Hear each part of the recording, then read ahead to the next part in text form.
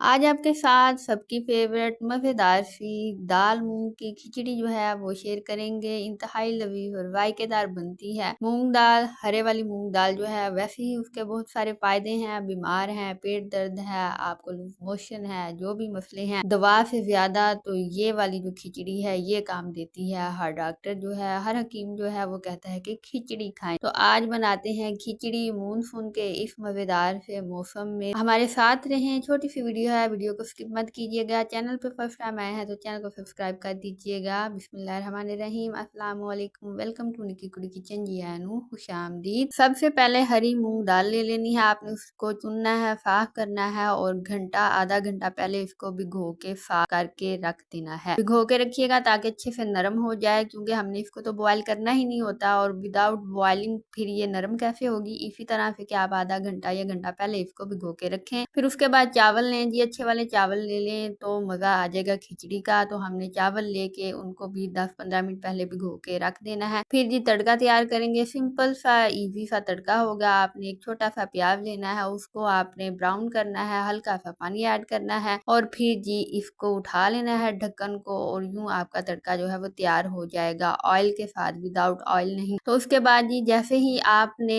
तड़का तैयार कर लिया, उसमें आपने नमक ऐड करना है हस्बे ज़रूरत और हल्की सी हल्दी ऐड करनी है। बस यही दो चीजें आपने ऐड करनी है, क्योंकि आप स्पाइसी नहीं बना रहे, सिर्फ और सिर्फ आप खिचड़ी बना रहे हैं जो कि बड़ी मजे की बनती है। वो सिर्फ हल्दी और नमक के साथ बनेगी। उसके बाद जितना पानी रिक्वायर्ड होगा चावलों के लिए, खिचड़ी के लिए, आपने वो पानी ऐड करना है और उस पानी में आपने साथ ही मूंग की जो दाल है वो ऐड कर देनी है और फिर आपने इसको लो फ्लेम कर देना है, लो टू मीडियम कर दीजिएगा ताकि अच्छे से दाल जो है वो इसके अंदर 3-4 बॉयल खाए और गल जाए। दाल बहुत अच्छी होती है, अगर आप उसको पहले भिगो के रखें तो वो इतना टाइम नहीं लेती गलने में, तो अच्छी सी नरम सी दाल जो है वो गल जाएगी। बजाय इसके कि आप इसको बॉयल करें अलग से, तो इस तरह से आप काम ले सकते हैं। फिर जी आपने 3-4 बॉयल आने देने हैं, दाल को चेक करना है, दाल गल चुकी होगी। फिर आपने इसमें पानी जो है चावलों का वो निकाल के, तो खुश्क चावल जो है वो बॉयल्ड पानी में ऐड कर देने हैं। तो यूं फिर जी आपने चावलों को पकने देना है और इनको बार बार हिलाना नहीं है, क्योंकि आप जानते हैं बार बार हिलाने से चावल जो है वो टूट जाते हैं। तो इस तरह से हमने जी दाल मूंग की मजेदार सी खिचड़ी जो है वो तैयार कर लेनी है और इसको इस तरह से आपने हिलाना है। जब आप पानी ऐड करते हैं नाज़रीन, चावल ऐड करते हैं पानी में, तो आप उसी वक्त नमक जो है वो चख सकते हैं। अगर नमक कम हो तो आप फिर उसमें नमक ऐड कर सकते हैं, दीगर स्पाइसेस आप ऐड नहीं कर सकते। तो यूं आपने नमक फिट रखते हुए तो ये नमकीन सी मजेदार सी हरी दाल मूंग की खिचड़ी जो है वो तैयार करनी है, जो कि हजारों दुख का एक सुख है। ये बहुत मजे की बनती है। उसके बाद आप इसको अचार के साथ खाएं, आप इसको चटनी के साथ खाएं या फिर जी दूध में मिला के इसको खाएं तो बहुत मजे और जायकेदार लगती है। तो यहाँ पे फिर जी जैसे ही हमारी दाल मूंग की खिचड़ी जो है वो दम की तरफ गई, तो हमने इसको 15 मिनट के लिए दम